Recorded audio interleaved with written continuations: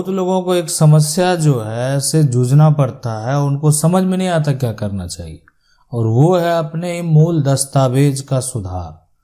खाता खतौनी अगर गलत हो जाए तो क्या करेंगे, कैसे सुधार करेंगे, क्या इसके लिए कौन सा कानून है।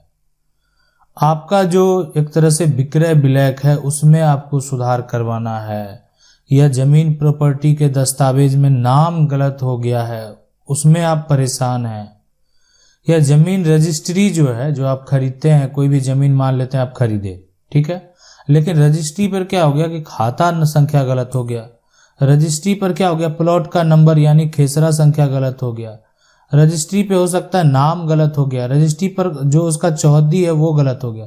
तो ये सभी से आप परेशान हैं और आपको समझ में नहीं आ रहा क्या करना चाहिए, कैसे सुधार में जाना चाहिए और क्या कानून है जिससे कि आप उसको सुधार करवा सकते हैं। देखें, एक होता है कि जो आपके मूल दस्तावेज हैं उसमें गड़बड़ी तो है लेकिन काफ़ी समय हो चुका है, ठीक है। काफ़ी समय होने का मतलब ये है कि अब ये 10 साल हो चुका है, आप वैसे उसको रखे हुए थे लेकिन अभी तक उसमें सुधार नहीं करवा पाए। अब लेकिन आपको किसी प्रकार की परेशानी हो रही है और आपको समझ में अब नहीं आ रहा है क्या करना चाहिए, इसलिए कि उस समय तो उतना आपको समस्या उत्पन्न नहीं हुआ लेकिन अब उसको लेकर समस्या उत्पन्न हो रहा है। अब आपको लग रहा है कि नहीं, इसको सुधार करा लेना चाहिए अगर पॉसिबल है तो। अब अर्जेंट में अगर गड़बड़ी हुई है तो उसके अलग नियम प्रक्रिया हैं, लेकिन अब ये मान लेते एक समय हो गया, सुधार नहीं हो पाया, क्या विकल्प है, क्या कानून है।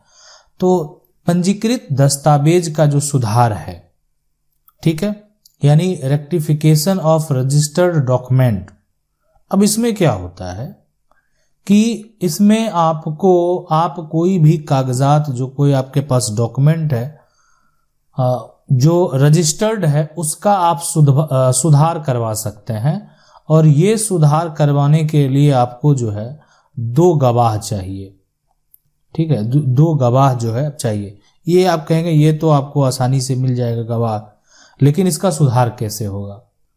अब देखें, उनके लिए समस्या है जिनका गड़बड़ी हाल में हुआ। देखें, हाल में जिनका गड़बड़ी हुआ है उनको कोई दिक्कत नहीं होता, इसलिए नहीं होता है कि मान लेते हैं आपका 10 दिन पहले ये प्रक्रिया हुआ ही और आपको पता चला जब आपका दस्तावेज आपको मिला तो आपको लगा कि नहीं, यहाँ पर जो एक तरह से दस्तावेज हमको मिला है वो उसमें त्रुटि है, तो आप रजिस्ट्रार का जो कार्यालय है वहाँ पर फिर से संपर्क कर सकते हैं कि मेरे साथ यहाँ पर जो है इस प्रकार की त्रुटि हो गई है, और उसमें जो विक्रेता है वो भी जाएगा, जो क्रेता है जिस एक तरह से वो भी जाएगा, और जो गड़बड़ी है उसका आप सुधार करवा पाएंगे। इसलिए मान लेते हैं जो त्रुटि है वो आसानी से करवा पाएंगे।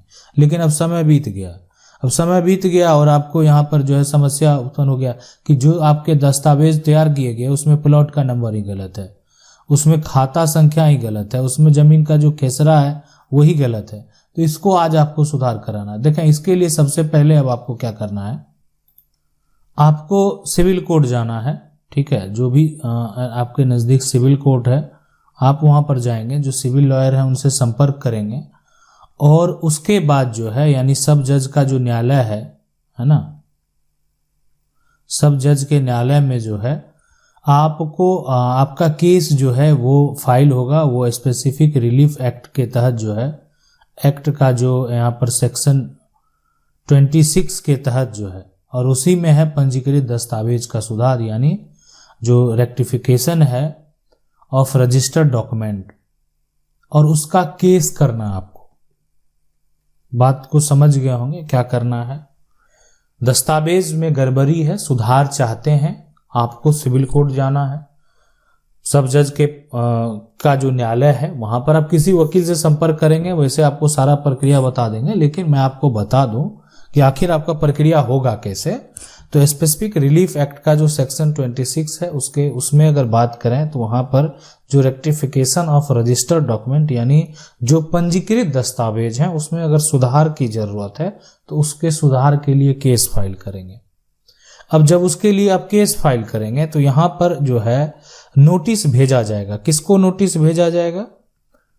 नोटिस भेजा जाएगा एक यहाँ पर विक्रेता को और दूसरा क्रेता को, दोनों को, खरीदने वाले को बेचने वाले को, तो केस कौन करेगा? खरीदने वाले। परेशानी तो उसी को है ना, विक्रेता तो अपनी संपत्ति को बेच दिया, तो विक्रेता को यहाँ पर जो है किसी प्रकार की परेशानी नहीं। परेशानी किसको? क्रेता, खरीदने वाले को। जो खरीदार है उसी को परेशानी है। तो खरीदार को परेशानी है अगर, तो खरीदार क्या करेगा? मान लेते हैं खरीदार जो है वो तो केस फाइल कर दिया, एक तरह से अब नोटिस मिल गया। अब नोटिस मिल गया, अब कहेंगे कि विक्रेता नहीं जाएगा, बोल रहा है कि हम नहीं जाएंगे, या उसके अब वारिस हैं। जो विक्रेता है उसके नोटिस जो भेजा गया है, एक यानी क्रेता के वारिस को भेजा गया, अब वो तो एक तरह से केस किया ही है। और दूसरा जो है विक्रेता का जो वारिस है, यानी विक्रेता जो है वो मर चुका है, तो विक्रेता का जो वारिस होगा उसको वो नोटिस भेजा जाएगा। विक्रेता का वारिस उसमें इंटरेस्ट ले ही नहीं रहा, वो जा ही नहीं रहा है, तो अगर नहीं जाएगा तो भी क्या दिक्कत है? आपके पक्ष में फैसला होगा।